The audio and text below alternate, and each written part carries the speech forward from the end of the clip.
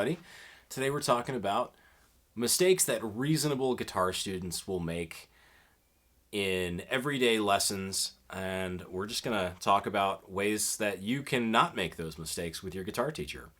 It's funny, we were chatting about this, and these are some things that as guitar teachers we've noticed, but also probably us ourselves as we were coming up as guitar students as well, And some of them are pretty funny, and, we hope you'll learn a lot in this lesson. So let's jump into them. First thing, you don't need to play acoustic guitar first.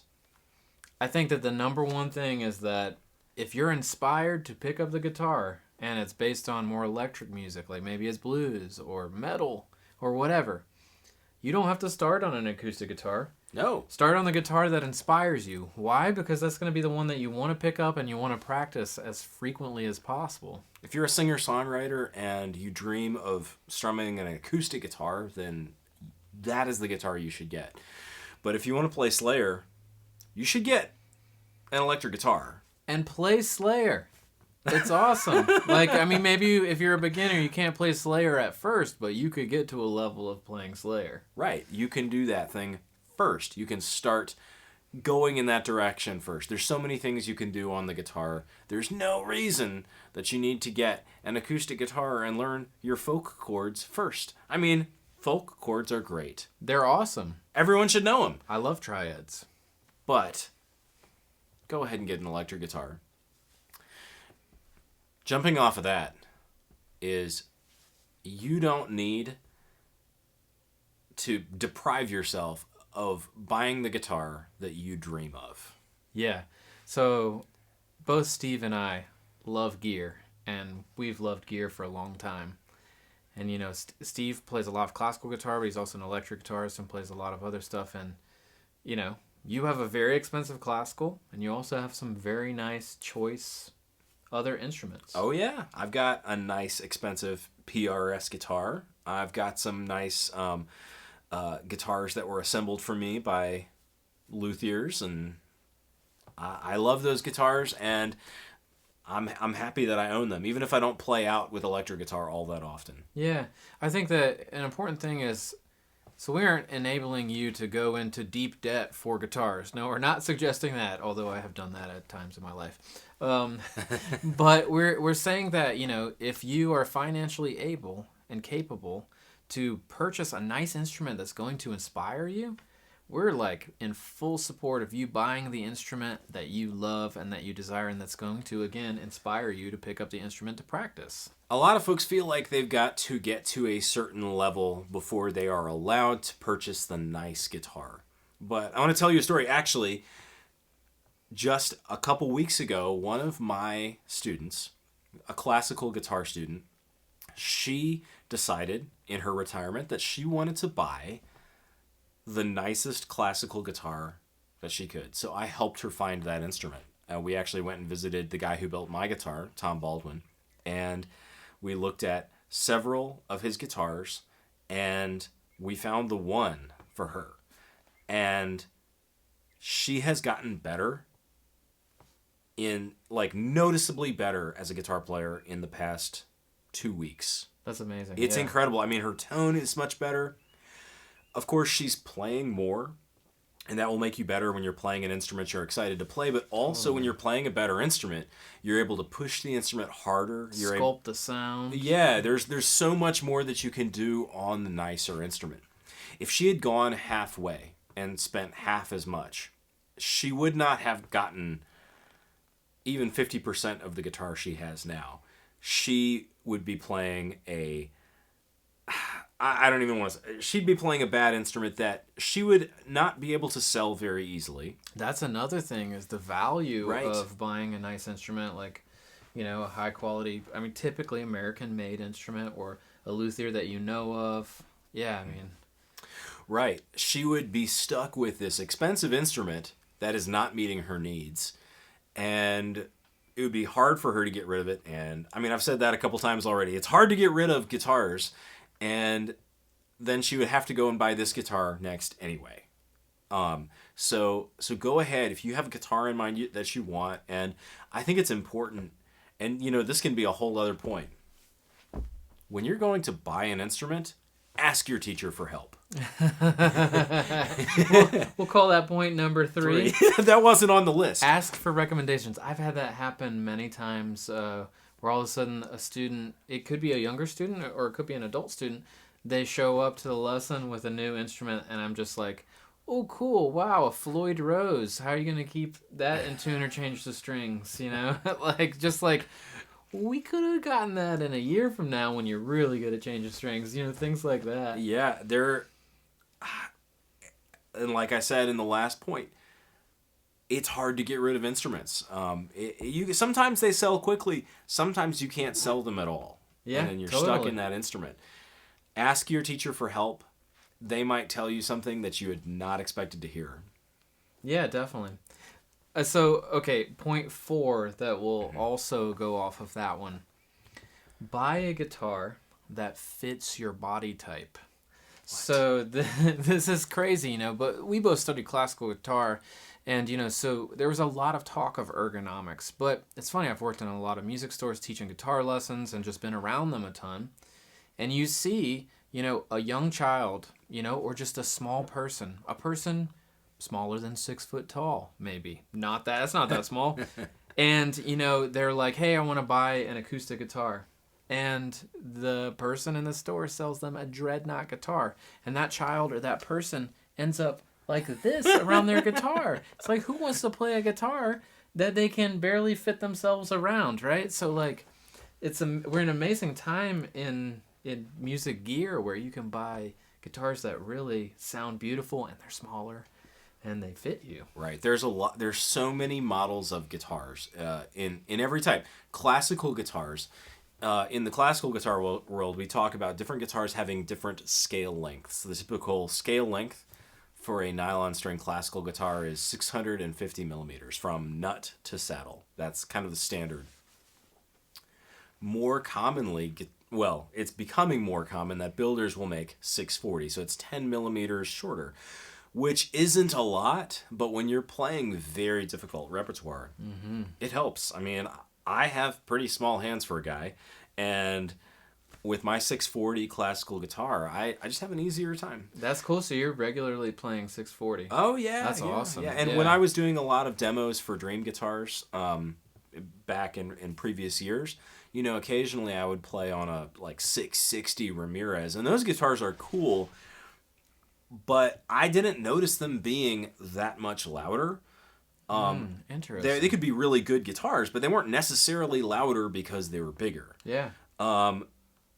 They were just harder to play. The frets are further apart. I was working harder to do it. Yeah. And I'm happy that I could play those things, but man, I would be in agony if I had to play that all the time. But that said, there are some folks with really big hands, and actually that might be the appropriate thing for them. And potentially even like neck width and radius and all those things. Oh my gosh, yeah. It's not just like that the body size is dreadnought and it's too big. It's like, oh, well, is that, you know, size of the neck itself too large for you? I will say, one of my classical guitar students he's the most inspiring guy. This guy has, I'll be honest, terrible arthritis. His hands are malformed now. His fingers go sideways, but this guy works so hard. He practices. We recompose pieces so that he can play classical guitar. Wow. And he had a special guitar built for him with a radius neck and a 620-something scale length. So extra short. Incredible. Classical guitars, nylon string guitars, typically do not have radius necks. Super flat. Incredibly flat. I would be bothered by a radius neck, but for him, with his finger conditions, his index finger at his tip joint curves off to the side, like that much. Wow, yeah. But he plays, man. He plays pieces from beginning to end. That's amazing. And he does it partially because he went to the trouble to get a custom guitar built with this radius neck. Yeah. And the guitar plays great, and he's able to play better because of it. That's awesome. And you know, we're not saying for those who can't afford to have a custom guitar, not saying that you need to do that, because we are saying, you know, get a high quality instrument if you can, save up for it. but also experience like a lot of different instruments so that you know what might work for you. You know, I have a student who just bought this really nice PRS second hand from his former guitar teacher, and he was all about it and so excited about it. And then now he's played it for a couple weeks and he's like, oh my gosh, this neck is way too thin. Mm-hmm. And it's a great guitar and it's going to be perfect for somebody else, but he's not loving it, you know? And so that's okay. You want to, you know, go shop around. You want to get together with your friends who play guitar, check out their guitars. Right. You know, get some experience. Now I have like, you know, 6 different guitars that Steve doesn't have, and Steve has like 6 guitars that I don't have. So it's a neat to kind of get together and kind of experience Absolutely the way they all work and feel. Right. And the things that I like may not be what Daniel likes, or vice versa. Totally. Yeah. So we're gonna get into lessons now. Taking guitar lessons. Yeah. So a lot of times people are starting off. If your schedule is such that you can't take regular lessons, that's fine. But if you feel like you need 2 weeks between lessons because you need that long to learn, that is not true, actually. It never works. Never works. So I have some like semi-regular students where most of the time it's like a way significantly more advanced student, Mm-hmm. right? And they might take a lesson every here and there. But if you're like a student who's like really trying to get better and you kind of need to get over those beginner or intermediate hurdles that happen. If you're in the beginner to intermediate phase, period. You should just take a weekly lesson. And one of the big things about that is like, we know that if you take a bi-weekly lesson, you're not going to practice that first week. Pretty much every time I've ever experienced it, especially when I like taught at the music store, a student would be like, oh, we can only do bi-weekly. And they ended up not practicing basically until right before the lesson. Because people's lives are busy, right? And it's sometimes hard to make time for practice, right? And so it's way better if you just schedule a weekly lesson so that it keeps you on that regular schedule. And I find that there's kind of an information loss that happens too. Yeah, the forgetfulness of what you guys talked about in the previous lesson. Mm-hmm. Absolutely, all the time.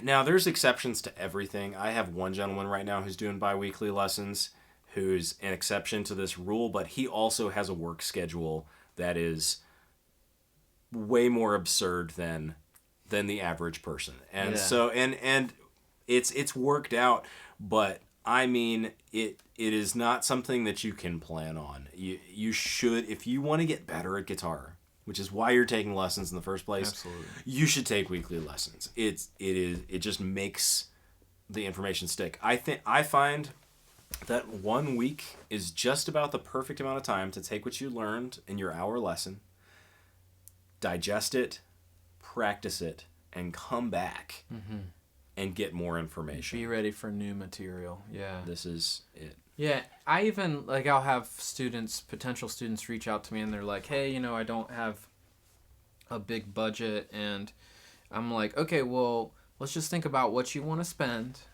And, you know, say you're thinking about bi-weekly. I generally discourage that. And then I'm like, okay, well, let's just think about the amount that you're going to spend. I'd rather you spend them back-to-back for 3 months than bi-weekly for 6 months. Because I know that somebody's going to make way more progress in that 3 month just hitting those regular sessions. Right. So the next point is, you know what? We're all human. Sometimes we don't get our practice in. It just happens. But what you should not do is cancel your lesson because you didn't get enough practicing in. I've been that person who has not practiced. Same. But what happens is when you go back to your lesson, what your teacher can do is help get you back on track, clarify your knowledge. And actually, I've had people who say they don't practice, but they show up to their lessons and they do actually get better from week to week. Every time you have a lesson, if your teacher is, you know, a serious teacher, you're going to get better just being there, watching them play, watching them demonstrate, talk about, you know, reconfirm the concepts of the previous lesson. It's a momentum thing too, because Totally. if you show up, you get excited again, you get the ball rolling again, and then you can keep going. And the next point, springboarding off of that, is, Daniel, what's the best time to practice? Say, I don't know. I don't know. The best time to practice is the day of your lesson. After the lesson. Right after the lesson is the first practice session that's supposed to be the best. It's supposed to reconfirm all those things that you talked in the lesson. Take a break. Go eat a snack. Get a cup of coffee. Then come back to your guitar and practice what you just did. Yeah. And maybe even again before you go to bed that night. Yeah. So get that first practice session in. Really get your momentum going. And then you'll be good to go. And on that point as well, another point is, don't wait for the perfect conditions or the perfect amount of time to practice. I find that many of my students just think that if they don't have 30 minutes to an hour to practice, they won't get anything done. And if you're organized, like you should be, in your kind of practice schedule, like I try to encourage all my students to have a practice log, to know exactly what they're working on. And even, I used to check mark everything. But I remember when I was at School of the Arts, people would laugh at me because I had 10 minutes between lunch and when I had to go back to class for like an academic class, right? It was like 12:50. I would always go and have that extra little 10-minute of practice. And I would probably hit 3 to 5 things, depending. It was like, was I working on arpeggios? Was I working on this or that? And I swear, like, people would laugh, oh, you're not going to get anything done. Oh, I got stuff done. Yeah, right. Always. And my brain was just coming back to re-engage with that material. Sometimes, nowadays, the best practice sessions I have are 3 or 5 minutes long. If you have 3 measures, or 3 measures. If you have 4 measures of music that you want to practice, let's say I'm memorizing a piece right now, and I can think of 4 measures that I could clarify better in my mind. Yeah. I could sit down with a guitar and clarify that in a moment. And I think a part of that is having an easily accessible guitar that you can pick up and grab. So in terms of the waiting for the perfect conditions for a practice session, waiting for just the light to be right in the sky and to be in your perfect studio with your perfectly tuned guitar. Or to feel inspired. No, man. Just pick up your guitar and just start going.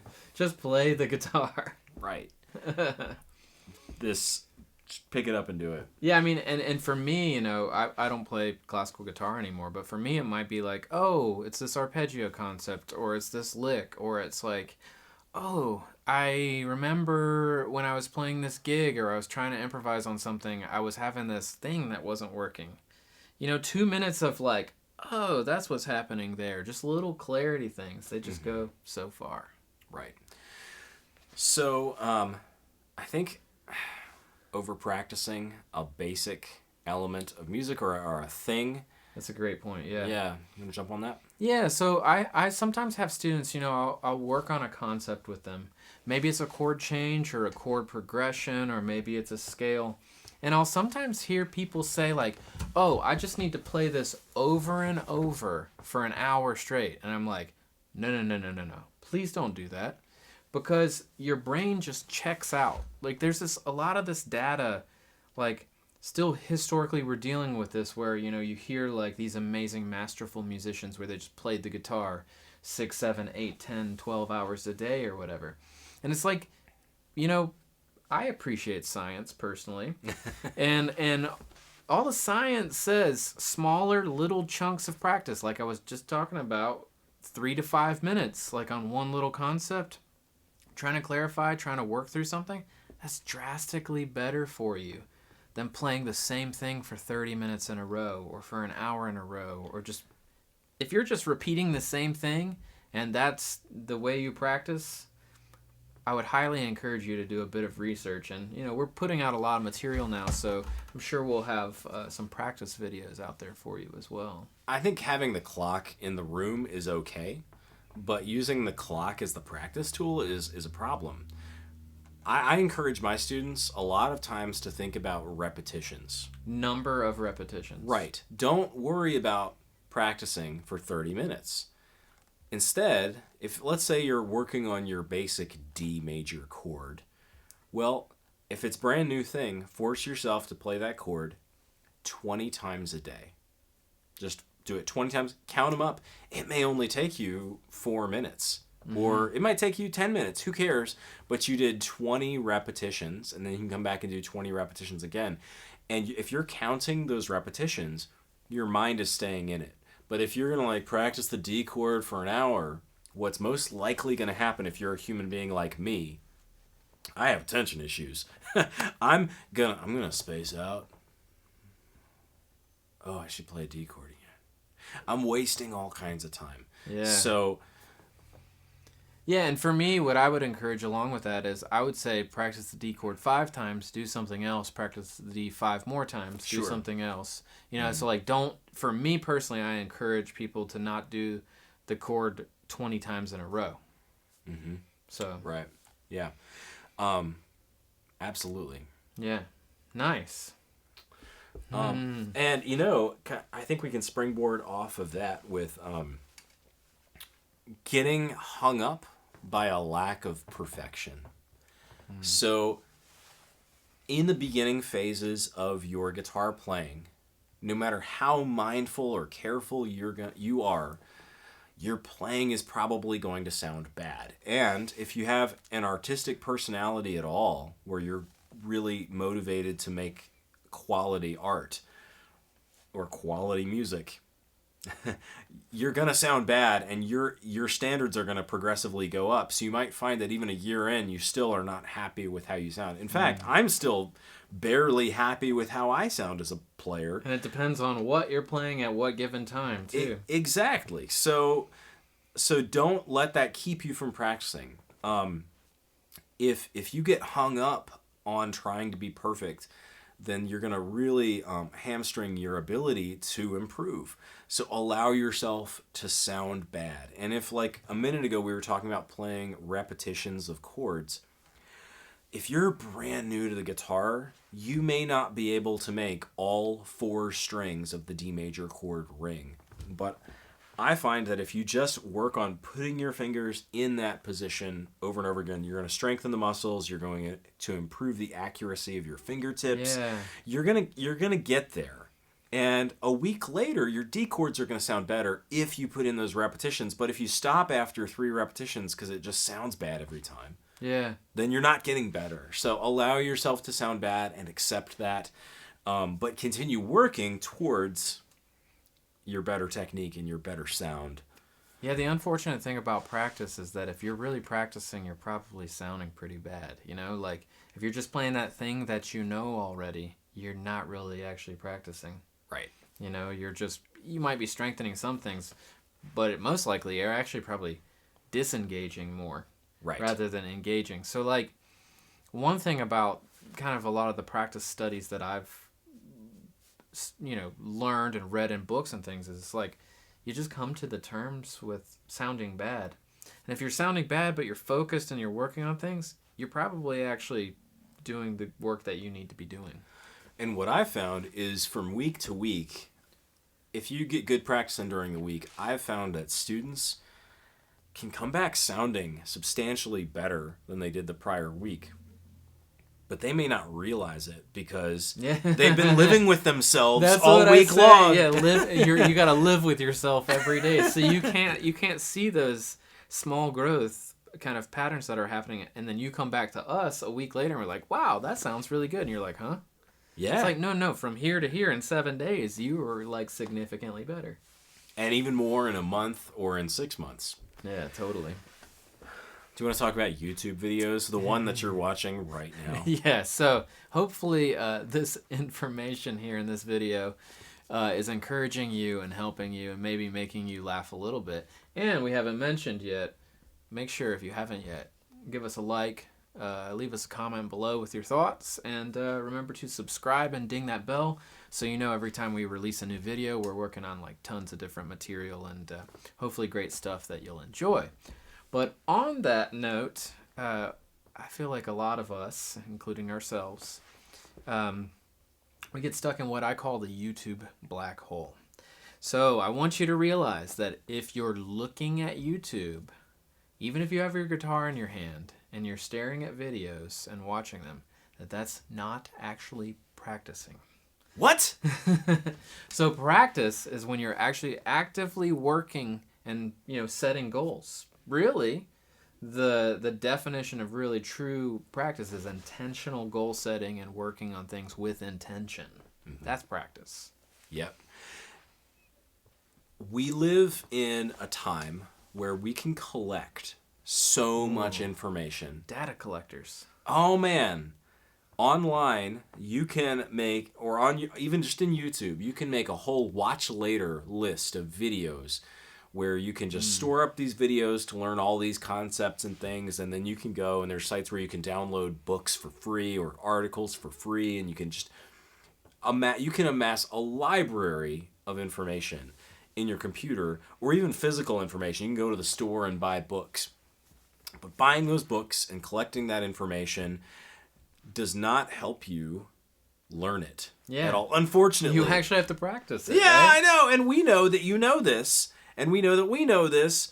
But it's so tempting to just go and grab more and more and more. But really what you need is just to take one of those pieces of information, if it's good, and practice it for whatever amount of time until you really understand it and deeply engage with that concept, and then go and get another concept and just let that information be on the shelf. And just to springboard off of that, I have this student. This happened a few months ago, and I brought this up to him, but he said we were talking about a concept, and he's like, I know, and it's like, okay, that's cool.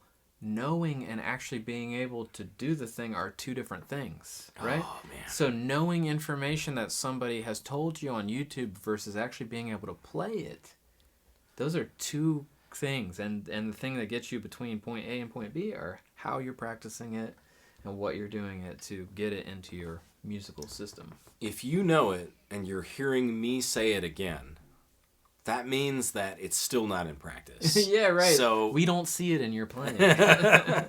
So, right. I know. Well, I know that you're not doing it. So, right. It's really important to keep your guitar in tune. Yes. This is probably one of the last big things for us is that, tune your guitar. Tune your guitar every time before you play, every time. So, if I'm on a gig and I'm playing a gig, I probably have tuned my guitar 30 to 40 times on that gig, right? Yeah. If I bend a string or I'm wailing on something, right after that song, I'm going to tune. If there's a spot in the middle of the song after a wailing guitar solo, I will tune my guitar. People don't realize how out of tune their guitars are at first, and what we want you to understand is that you need to develop a sensitivity to your guitar being in tune. So it's just a good idea to expect your guitar to be in tune. It's really common that at the beginning of a guitar lesson, I'll tune up someone's guitar, or I'll take their guitar and start to tune it up, and they'll say, "Oh no, I tuned that at home."